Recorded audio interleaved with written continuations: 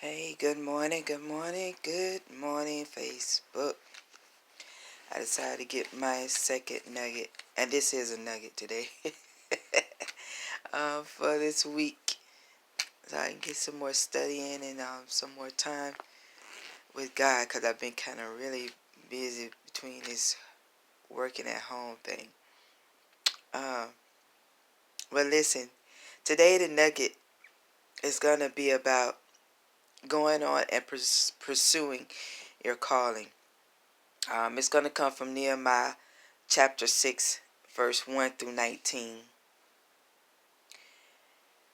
When God instructs you to come out of rest, because it's going to be a resting period, like I told you all before. Once you go through the battle, spiritual battle, it's going to be a resting point.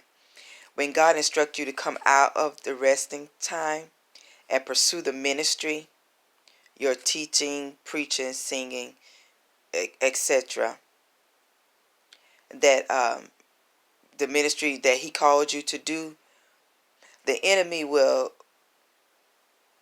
come like he will try to come through like a friend or a family, or a close friend, or even church members or pastor or church leaders, whomever that has that door open because of jealousy and envy.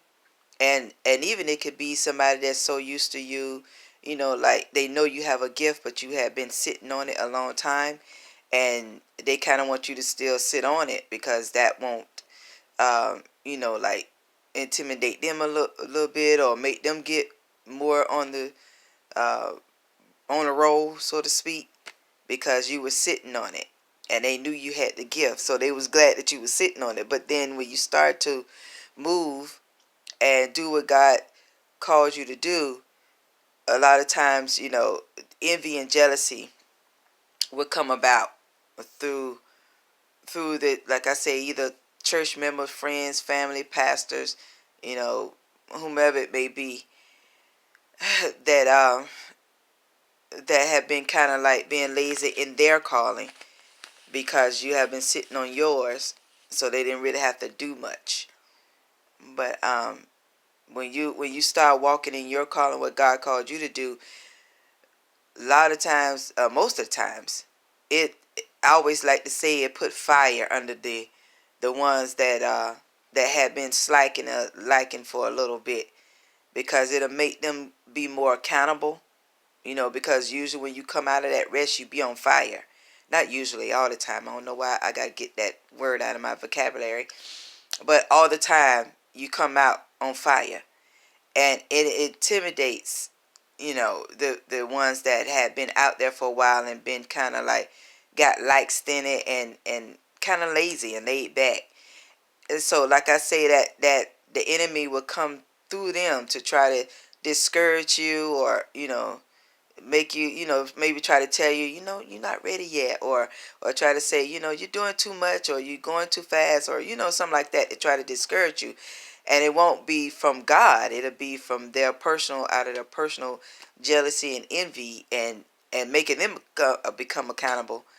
It's just like, I'll give example, like a person that's been saved a long time, and they've been kind of like, half walking it, like they walking in the calling, but they kind of like, half walking in it, kind of, so to speak. But a person that gets saved for the first time, like they first get saved, they be on fire, and so they kind of like do everything, like they be doing everything that God tell them to do, to hear His voice and all.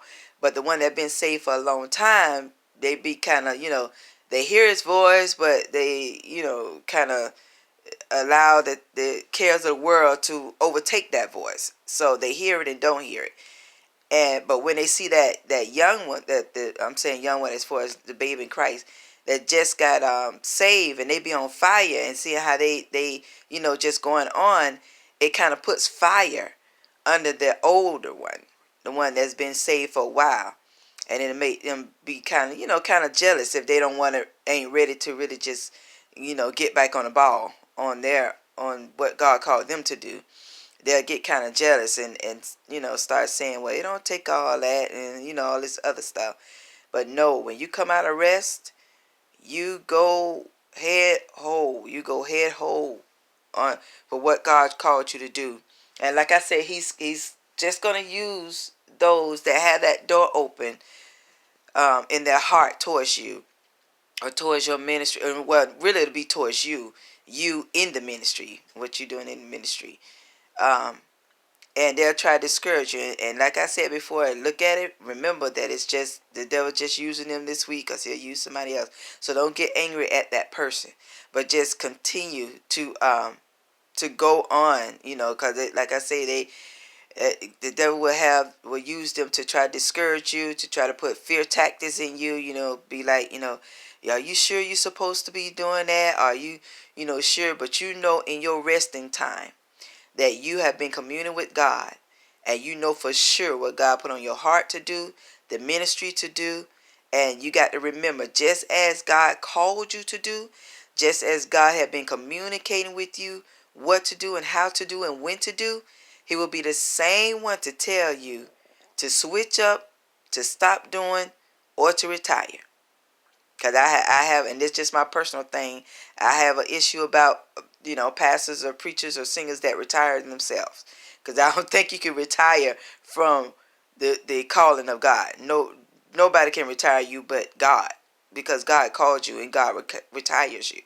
So until God tells you to do anything different or switch up or another technique, that's the only one that you need to listen to. No one else. No one else. Even the ones that as we used to call them, seasoned Christians.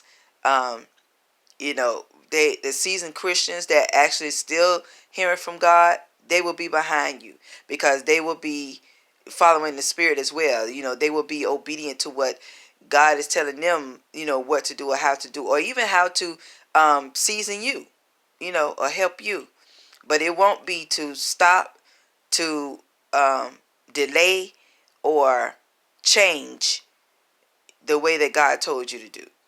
It will not be that. Any of those techniques are not of God, because only God will show you to change, or to stop, or to slow down, or to do another ministry that he put in your heart, or add it to your ministry. Okay, and that's it. So the nugget today is, out of rest, go gun-ho in what God called you to do. Amen. All right, I'm out of here, you guys. Peace.